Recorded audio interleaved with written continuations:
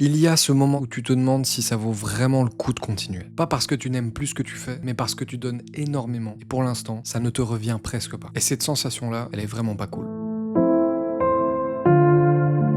Quand on parle de projet passion, on le dit souvent, faut le faire pour toi. Et je suis d'accord avec ça. Si tu fais quelque chose uniquement pour les chiffres, pour la reconnaissance, pour la validation extérieure, c'est clair que tu te trompes de combat. Mais il ne faut pas non plus se mentir. Quand tu passes des mois sur un projet, que tu y mets ton temps, ton énergie, ton âme et même ton argent, ce n'est pas déconnant d'espérer que ça parle au moins à quelqu'un. Quand tu crées un menu dans un restaurant, c'est pour que les gens puissent y goûter. Quand tu passes des heures à créer une affiche, c'est pour que les gens puissent la voir. Quand tu mets ta vie à écrire un film, c'est pour que les gens puissent le regarder. Alors oui, on crée pour soi, mais on crée aussi pour les autres, pour pouvoir partager et que ça touche les gens, d'une manière ou d'une autre. Moi, ce projet, il s'appelle Russ, réaliser une scène. Le concept est simple, réaliser un film en une journée avec des contraintes parfois absurdes. La saison 2, elle m'a demandé des mois de travail, des dizaines de personnes impliquées, de l'organisation, de l'argent, beaucoup de temps et d'énergie. Honnêtement, je pensais vraiment que ça allait beaucoup plus marcher que ça. Et c'est là qu'il y a quelque chose qui se passe dans ma tête. Je me dis pas juste, bon, c'est pas grave, ça n'a juste pas marché, on réessayera.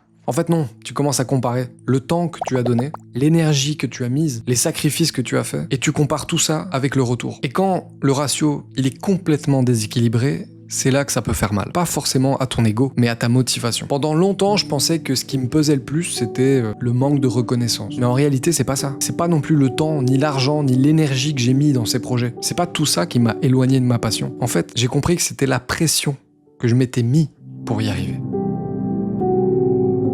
Une pression énorme, une pression de réussite, de résultat. Comme si sans ça, tout ce que j'avais fait n'avait pas de valeur. Et c'est vraiment là que j'ai compris un truc important. Donner tout ce qu'on a à un projet, c'est pas forcément très sain. Parce que donner tout, ça veut aussi vouloir dire s'épuiser, se cramer, se dégoûter de quelque chose qu'on aime. À un moment donné, j'ai vraiment capté que je traitais mes objectifs comme un sprint, alors que c'est un marathon. C'est peut-être bateau, mais c'est vrai. Et j'ai capté que si je voulais continuer sur le long terme, je devais changer la manière dont je faisais les choses. Ça ne veut pas dire abandonner, ça ne veut pas dire faire les choses à moitié. Ça veut dire continuer de créer, mais autrement. Avec moins de pression, moins de coûts, moins de charge mentale. Continuer en fait, mais sans me détruire. Parce que si un projet passion commence à te rendre malheureux en permanence, c'est qu'il y a peut-être quelque chose à changer.